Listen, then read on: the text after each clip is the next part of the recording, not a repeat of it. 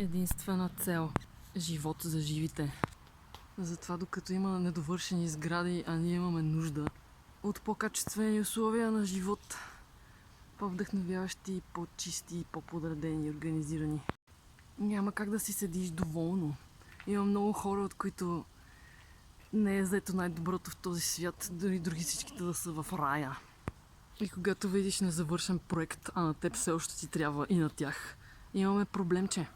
Гражданското общество трябва да се кооперира и да се вземат мерки, за да може и ние, и те, и той да живеем по-добре. Приживе по-качествено. Пък после вече